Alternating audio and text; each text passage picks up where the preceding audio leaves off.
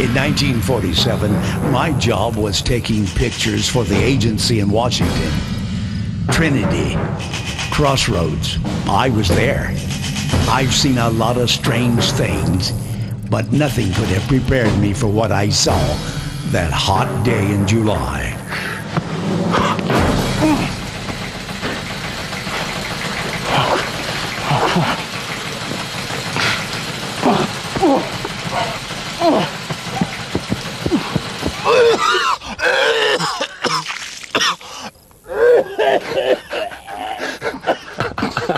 Ted, hut!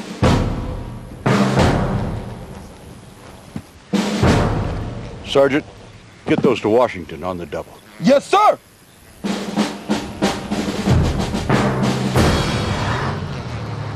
Corporal?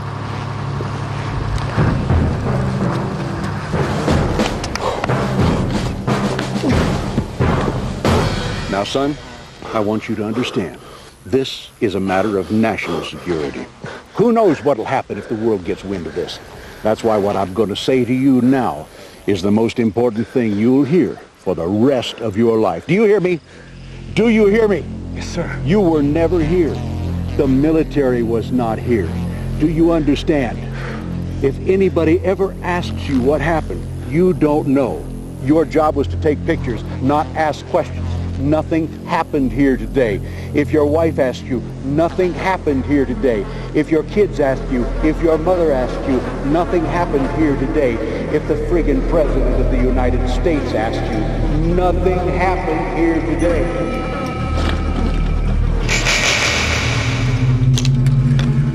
What do you guys have here?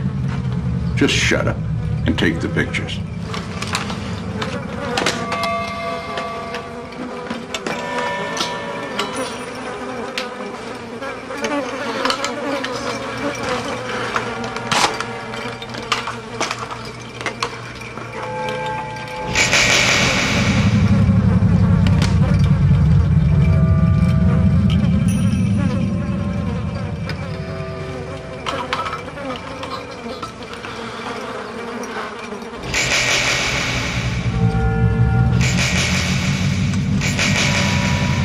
The military was not here.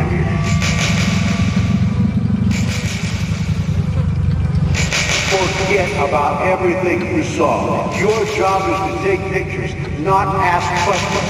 And that's not only today. That's tomorrow and the rest of your life, because your life depends on it. And the lives of your kids depend on it. Do you hear me? Do you hear me? Do you hear me? Do you hear me? And there's one more thing. You never want to see me again, son. Because if you do, it'll mean that you remembered what you were supposed to forget. And they'll be picking your bones out of the desert. Get him out of here. The Army didn't know what they had. It literally had fallen in their laps. And those flyboys weren't about to share the knowledge with anybody. We started down the hall and he said, bring him back, I'm not through with him. And he came up and he started patting me right here. And he said, Buster, you don't go into Roswell and start a lot of rumors because nothing's happened out here. I remember him saying that, hell, he was part of the cover-up. And this was all on the secret. No one was to know anything about it. Colonel Blanchard kept this all under wraps. Concerning Roswell, I have no doubt in my mind that something happened. A lot of these things that were done pretty much in complete secrecy. You got to keep in mind it was the only atomic bomb group in the world that located here at that time. In those days, loose lips sank ships. We didn't talk about it between ourselves. He was that emphatic about not talking about this. So I just put it out of mind, forgot about it. It didn't happen. I was told it didn't happen, so it didn't happen. The longer it goes without us knowing, the more difficult it is for the government agencies to admit that they've been lying for all these years.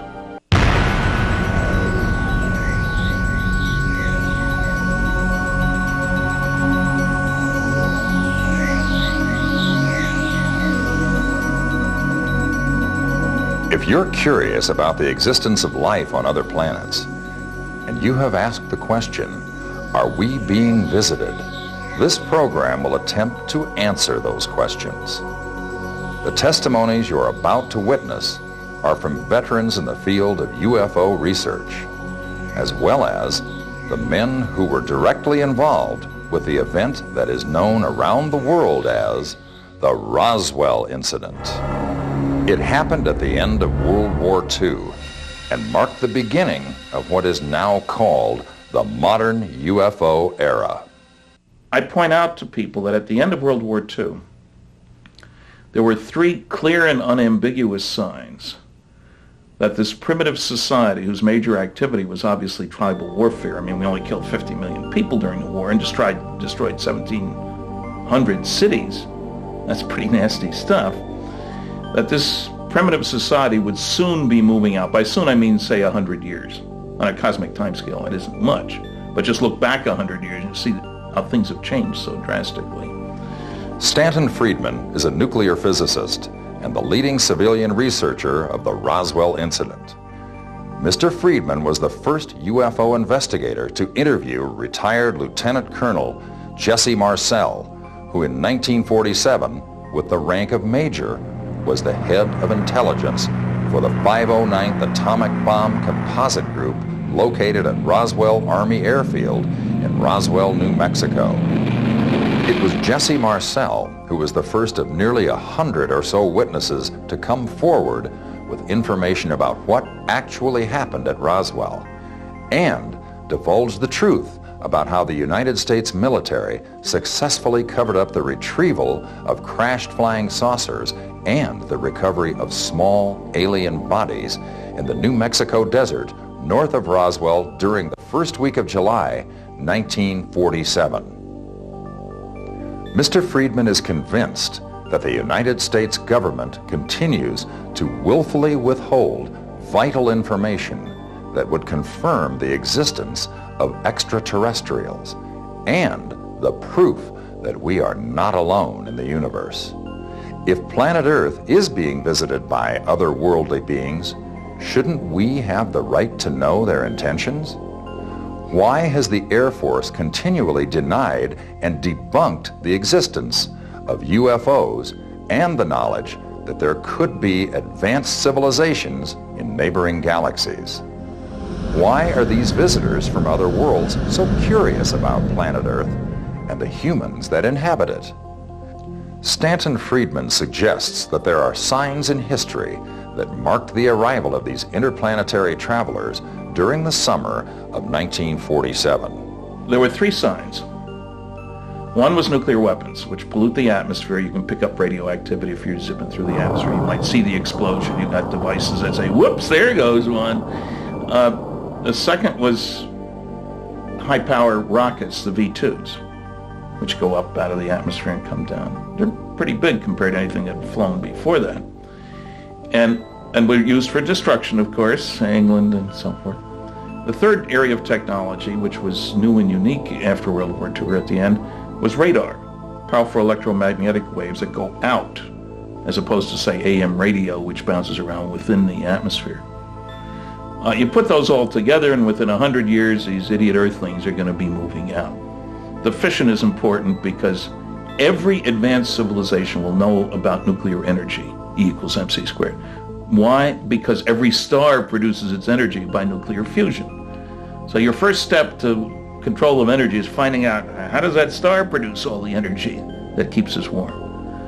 And so once you get past that point, then you're on your way to outer space, real outer space.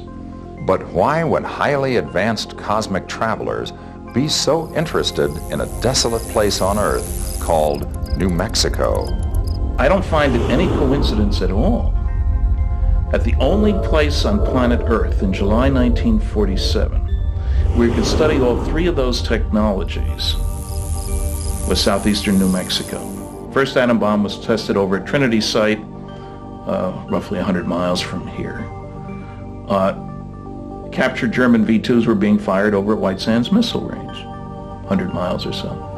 The Trinity test site is on the grounds of the White Sands Missile Range. And that's where we had our best radar to track the rockets, which often didn't go, if you look at the records, they were firing rockets, and very often they didn't go where they were supposed to go.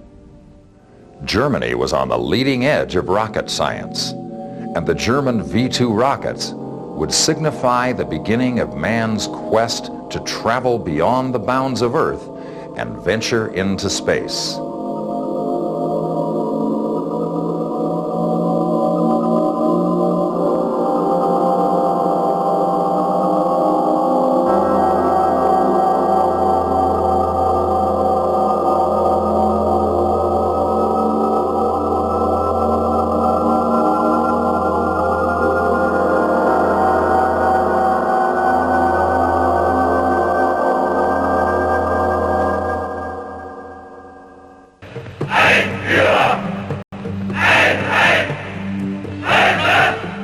After the defeat of Adolf Hitler and the fall of the Third Reich, the United States brought many of Germany's top scientists to New Mexico in an operation known as Project Paperclip. At White Sands Missile Proving Grounds in southwest New Mexico, these scientists were allowed to continue their work with guided missiles. Captured V-2 rockets were perfected and launched regularly at White Sands. While still at war with Japan in the South Pacific Theater, these scientists were developing a secret weapon that would usher us into the atomic age. In the northernmost part of New Mexico is the city of Los Alamos. Located in the mountains north of Albuquerque, Los Alamos is where the Manhattan Project took place. And the atomic bomb, codenamed Trinity, was assembled on a tower at White Sands Missile Proving Grounds.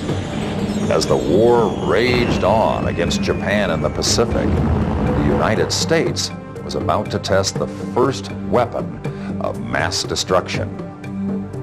Just before dawn on July 16, 1945, at precisely 0530 hours, as the sun's first light raced across the eastern United States, the ultimate weapon was detonated on the desert sands of New Mexico, signaling to the universe and our cosmic neighbors that planet Earth had just taken the next step in technological evolution. The blinding flash and the immense fireball marked the beginning of a new era on our planet. In complete secrecy, the United States military had developed an incredible weapon with the destructive force to wipe out entire cities. The end of the Second World War was near. I got interested in UFOs as a Boy Scout. Back in 1944, I was keeping a World War II scrapbook in North Carolina. George Fawcett is a veteran UFO researcher and a member of the board of directors for the International UFO Museum and Research Center in Roswell, New Mexico. Mr. Fawcett has personally investigated over 3,500 UFO cases and is firmly convinced that UFOs are real. I noticed that during our bombing raids over in Germany that our pilots were reporting head-on passes, near collision, wingtip formation flying with these shiny silver balls in the sky. And I read a clipping from one of the New Orleans papers later about it, which said shiny silver balls in the sky, latest Nazi device, indicating, at least at that time, the thinking was that, well, these must be secret weapons from Germany. But then as time passed on and the war progressed in the Pacific, the Japanese began to have similar experiences, and so did the American pilots there. And everybody had a name for them. The Germans called them kraut balls, the Eskimos called them metallic birds. The Americans named them after the comic strip character Smokey Stover, where there's fire, there's food, called them Foo Fighters. And by the way, there's a band in the country now called Foo Fighters, if I'm correct. Were these pilots actually seeing unidentified flying objects during World War II? The Air Force issued orders to shoot them down, and it proved through Harry Truman. But Einstein intervened and said, look, we don't know that much about what we're dealing with here. We ought not shoot at him. And 5 hours later, President Truman rescinded the order.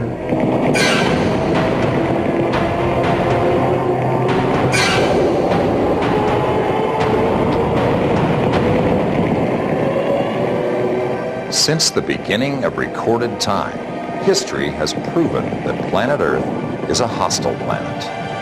Many chapters in our history books have been devoted to the world wars that have been fought and the millions upon millions of men, women, and children who have died during these world events. Is this the reason advanced civilizations from other galaxies are investigating the technological advancements being made here on Earth? I would settle for one explanation for why they're here, based on only one assumption about alien intelligence. And I think it's a reasonable one. Namely that any advanced civilization able to travel between the stars, which means a certain level of technological sophistication, more than we have right now. I make one presumption: they're concerned about their own survival and security. That seems to be characteristic of all societies. That being the case, you have to keep tabs on the primitives in the neighborhood, but only close tabs on those primitives who show signs of being able to bother you. You want to make a mess down there, fine, but don't bring it out here.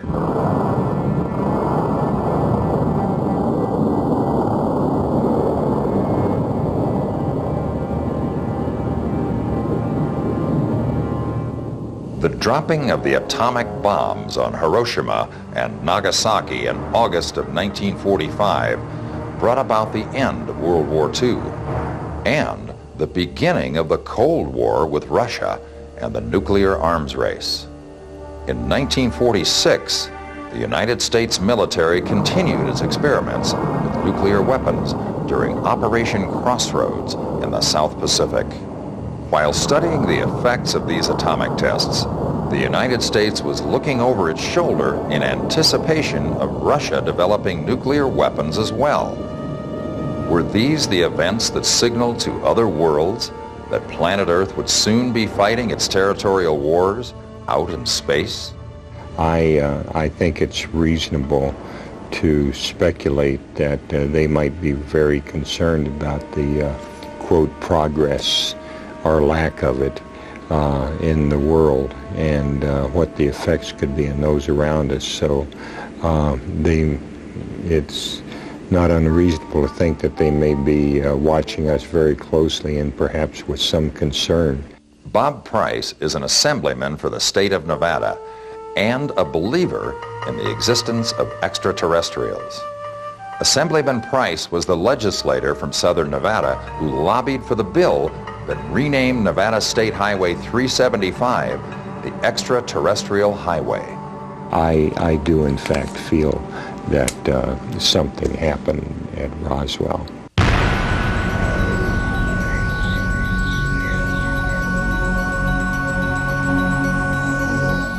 Now that you have an understanding of the events that preceded the UFO incident at Roswell, New Mexico, let's examine the first official sighting of flying saucers in the United States, reported by Mr. Kenneth Arnold in Washington State. On June 24th, 1947. Kenneth Arnold was a well-respected businessman and civilian pilot who was participating in a search for a downed military aircraft in the vicinity of Mount Rainier. Mr. Arnold reported that as he was searching the mountain terrain for the lost aircraft, his attention was drawn to 9 silvery disc-shaped objects flying in tight formation and reflecting sunlight as they flew by the mountain peaks. He was able to clock their airspeed as the objects flew from Mount Rainier to Mount Adams, a distance of 48 miles, in only 1 minute and 42 seconds. These objects were traveling at over 1,700 miles an hour. There wasn't a plane manufactured on Earth at the time that could fly that fast. Later, Mr. Arnold described to news reporters how the movements of these unknown craft seemed like saucers if you skipped them across water. That statement coined the term flying saucer, and immediately after, Hundreds of sightings of flying discs were reported by credible people all across the United States. The flying saucer scare of 1947 had begun, and many of these strange craft were reported flying through the skies of New Mexico.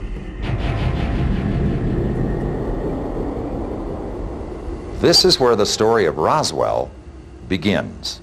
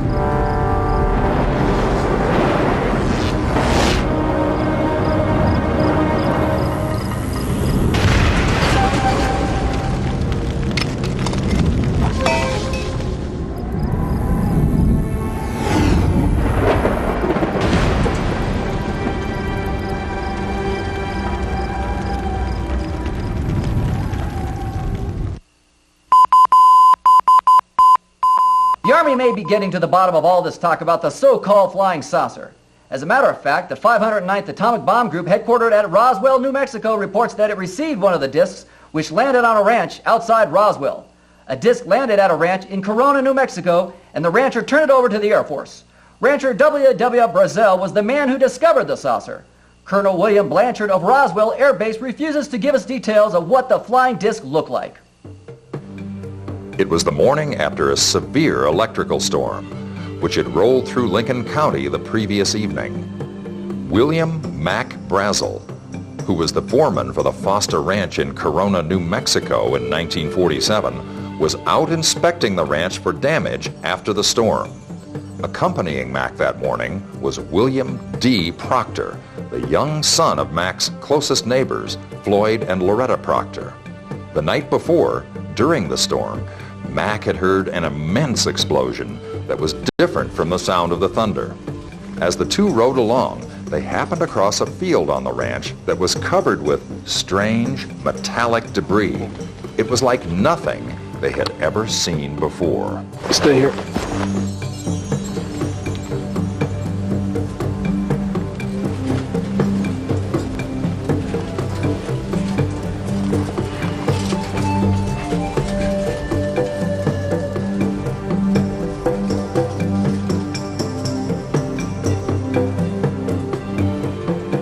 Hey, Mac, what is it? I don't know. The debris field was nearly 3/4 of a mile long and several hundred yards wide. There were pieces of metal as thin as the foil on a pack of cigarettes, but extremely tough. Sledgehammers could not make a dent in this material, and fire would not burn it. There were small, thin rods that looked like I-beams, which had strange writing on them, as well as dark, parchment-like material. Some of the metal pieces would flex, but would not crease. And upon folding them up, they would unfold to their original shape. And there were pieces of string-like material that resembles what we know today as fiber optics. Mac didn't know what it was or what had caused it, but one thing was for sure: the debris field caused a problem because the sheep on the ranch refused to cross the field and had to be driven around it to water. So Mac gathered up a few pieces and headed to the Proctors to show them the strange material he had found. It wasn't until he showed D. Proctor's parents a piece of the debris that he heard of a reward being offered for proof of a flying disc. One of the problems with this whole thing, as many people don't understand, Brazel didn't have electricity. Didn't have a radio, he didn't have a telephone. You know, why didn't he just call the base? He couldn't. There was no way to do that. And so he didn't know about flying saucers, even though it was a big thing all over the country. On Sunday, July 6th, Mac collected some more of the debris and drove into Roswell to show George Wilcox, who was at that time the sheriff of Chavez County. Sheriff Wilcox then called the Roswell Army Airfield and spoke with Major Jesse Marcel, who was the head of intelligence for the coveted 509th Atomic Bomb Unit stationed in Roswell, New Mexico. One day he told my mother and myself that he had to go out on a field expedition. Didn't know what it was. I didn't pay any attention to it. Jesse Marcel Jr. was 11 years old at the time of the Roswell incident and remembers vividly the night his father came back from the debris field and woke he and his mother so he could show them pieces of a flying saucer. He came in and woke us up being very excited about what he brought in from the field, and we went into the kitchen where he had already displayed some material on the floor from some boxes that he brought in from the car. What he wanted us to do was to look through the debris, see if there was any electronic components like vacuum tubes, resistors, condensers, or wire, but there was nothing like that. One of the more unusual aspects of the debris were the I-beams. They were just a little metal beam like this, and I recall it was an I-beam, but the most unusual feature of this was not just the fact that it's very light, but when I held it up to the kitchen light, which is over my left shoulder, there was some writing along the inner surface of it. It was kind of a purplish violet hue, various symbols. I thought at first this might have been hieroglyphics, but certainly not hieroglyphics, but just resemble that. But it was just various geometric forms and shapes. Yeah, at the time that we were examining this, this was not a classified event. In other words, that's why he brought it to us to look at it. Had it been classified, we'd have never seen it. World War II was over, and we thought we were going to be at peace for a while, but the Russians were acting up and doing strange things, and the so-called Cold War started. We weren't flying missions to drop bombs, but everyone was keeping their eye on each other and wondering what was going to happen when. Robert Shirkey was stationed at Roswell Army Airfield during July 1947 in base operations. Mr. Shirkey did not come forward with information about his involvement in the incident at Roswell until 30 years later. And all of a sudden, in 1947, July, something appeared on a radar scope over in Alamogordo. We sent some people from this base over there at their request. So, by the first week of July 1947, the military was aware of UFOs flying through the skies of New Mexico, and these craft were reportedly being tracked near our most sensitive military installations. So they went over to Alamogordo, and they saw the strange activities of this craft on the screen until it evidently was hit by lightning because of severe thunderstorms in the area. I really think that there was a mid-air collision because the description of the saucer that went down on the planes, there was a gash on one side like two parentheses face to face, which sounds, if you think of two saucer-shaped craft, whammo. And I checked with an Air Force general who was a pilot with a long history. Is the damage symmetric when you have a mid-air collision? There are plenty of mid-air collisions. He said no, usually one survives and one disintegrates, breaks up, explodes, whatever. And the one out in the plains, obviously, he'd much rather run into the ground than into the side of a mountain. Any pilot will tell you that you're always looking for a flat place to take her down, kind of thing. And one had more damage, exploded the debris field, crew compartment over there. Too bad, fellas. But I understand they found this craft nose down in the curve of the Macho Draw. They found a couple of bodies out on the prairie where they had evidently attempted to jump out. There was a body in the craft yet, and then there was supposedly one lying over against some rocks. That one was still alive when they got there, but they couldn't talk to him, and that body died. A field strewn with debris, crashed flying discs, and the recovery of extraterrestrials, beings from another world. The Army Air Force quickly threw the lid on this operation and used whatever means necessary to keep it a complete secret. Mac Brazel was detained at the base until he changed his story about what he had found. Now I'm here to tell you that was a weather balloon. That ain't no weather balloon. I have weather balloons come down on my property all the time. Hell, you people have even given me a reward to bring in your weather balloon. Now, I don't care what you call it. I want that stuff off my property. I want to go home. Now I hear some folks are saying there's people out there offering a $3,000 reward for this flying disc. Now I just want to go home. So I'm sure we can come to some kind of arrangement, don't you? The lives of many witnesses were threatened if they did not cooperate with the Army. They were told it was their patriotic duty to keep this a secret because it was a matter of national security. Back at Roswell Army Airfield, people were arriving on the base almost immediately. High-ranking officers from the Pentagon, plainclothes men from Washington, and government officials. It was the beginning of a cover-up that would continue to this day.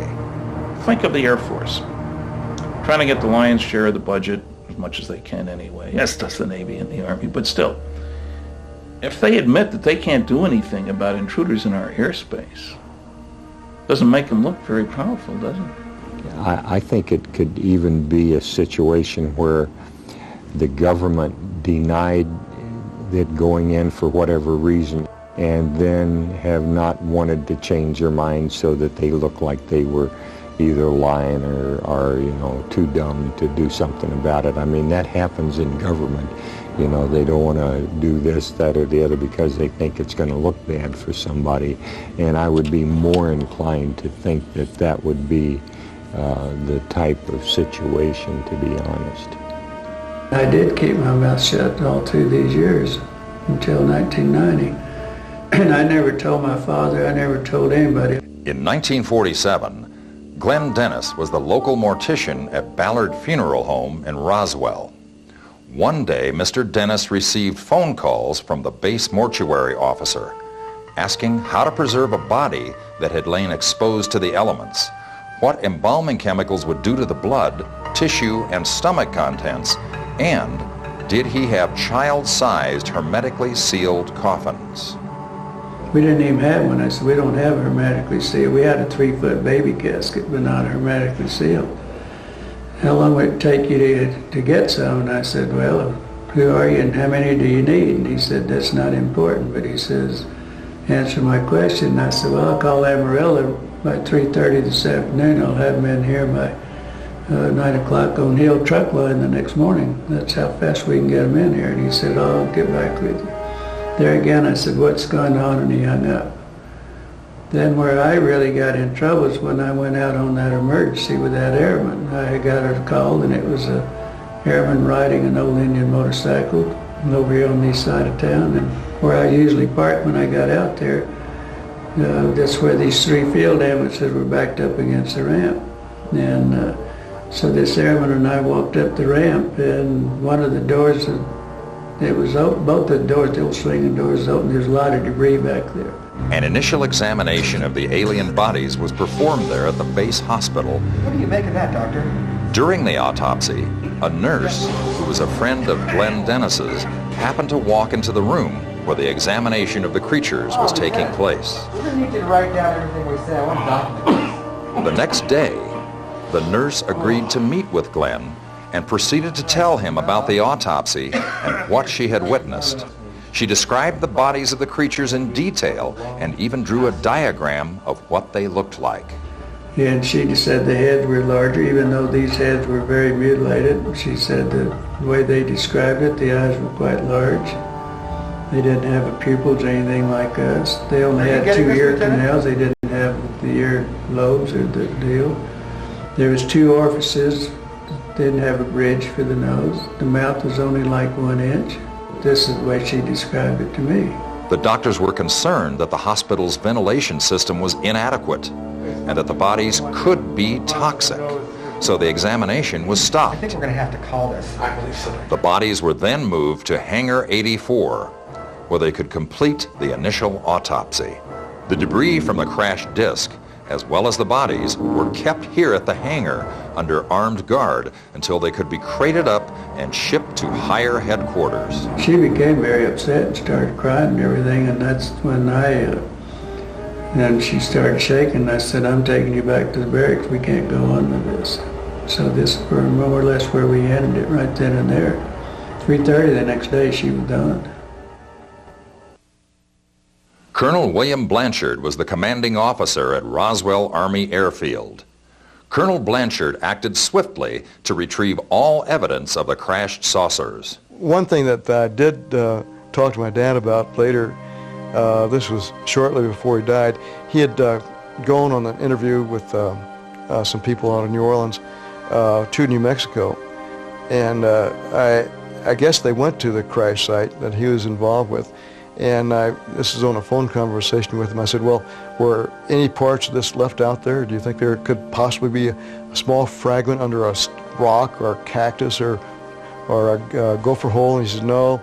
He says, when this happened, they vacuumed that place up.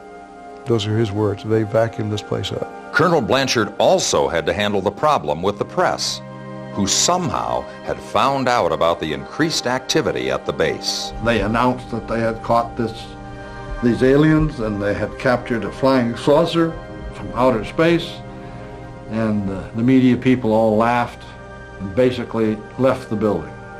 That's no story. They went back into Colonel Blanchard's office, and between the Major and Colonel Blanchard, they concocted a story. That's when they called Walter Haut to come over and told him what to write, and Walter went back to his office and put the story together, and then, under orders, hand-delivered it to the radio stations and newspapers before lunch. Basically, he called me into his office and said, we need to put out a press release, and we want to cover a lot of ground. We want to clear up a lot of the questions that the townspeople have got. People have been coming in and asking questions. We've got to wipe this slate clean as best I can remember what he said. Walter Haut was the public information officer for the 509th Atomic Bomb Unit stationed at Roswell Army Airfield.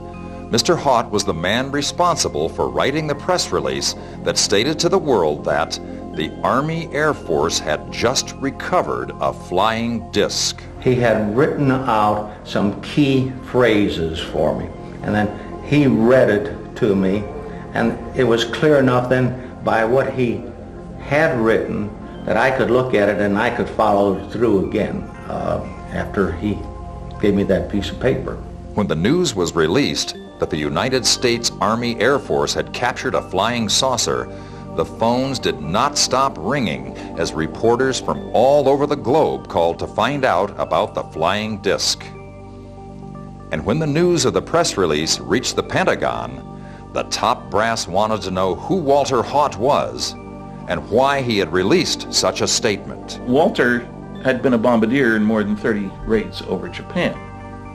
You follow orders. That's what it's all about. There's no question about going off and coming up with a crazy story on your own. You'd be in the brick in 2 hours, you know. In Fort Worth, Texas, where the object was first sent, Brigadier General Roger Ramey says that it is being shipped by air to the AAF Research Center at Wright Field, Ohio. A few moments ago, I talked to officials at Wright Field, and they declared that they expect the so-called flying saucer to be delivered there, but that it hasn't arrived as yet. Yeah, he called down to operations and said, I want a B-29 sitting out front with a crew. I'm sending the crew. I'm picking the crew, and I want the aircraft sitting out in front of operations building, and I'll be down shortly. Brigadier General Roger Ramey was the commander of the 8th Army Air Force stationed in Fort Worth, Texas. The 509th Atomic Bomb Group was a part of the 8th Army Division and answered solely to General Ramey. Ramey ordered Colonel Blanchard to load a B-29 with wreckage and make a stop at Fort Worth so he could take control of the situation. I came back in just as Colonel Blanchard came in the front door and said, "Where's my airplane?" And I said, "It's parked right out front." And with this, he waved his hands at some people out standing on a sidewalk, and they filed through the building carrying these boxes, open cardboard boxes with various pieces of aluminum-looking material. I recognized that 3 or 4 of the men I had never seen before. Everyone was dressed in civilian clothes except Major Marcel. Major Marcel was in uniform and carrying one of the boxes. About an hour later, the newspapers came out, and that enabled me to put 2 and 2 together, and suddenly I understood what was going on.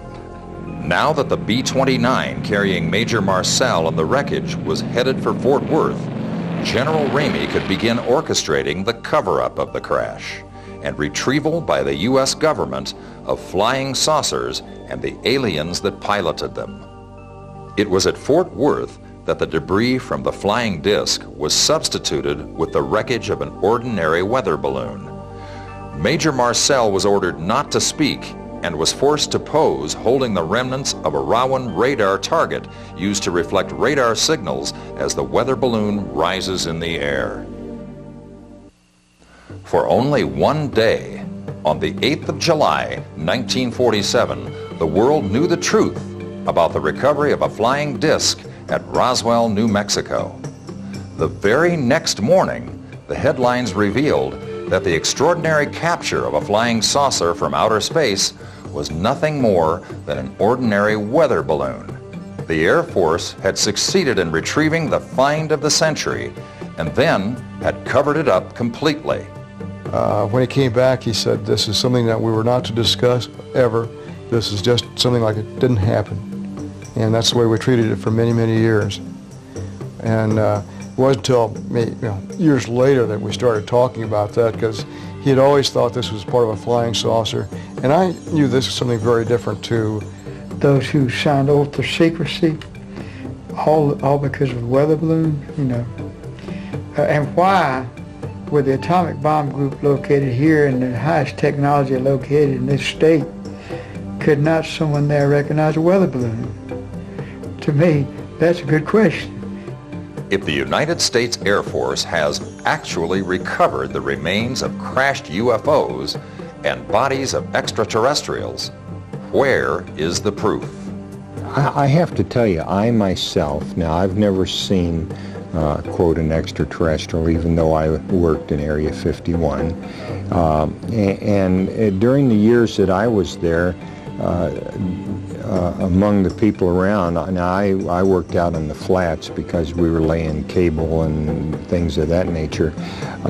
But even then, the folks that worked around there indicated that there were, in fact, the extraterrestrials from the New Mexico incident that were back in the mountain.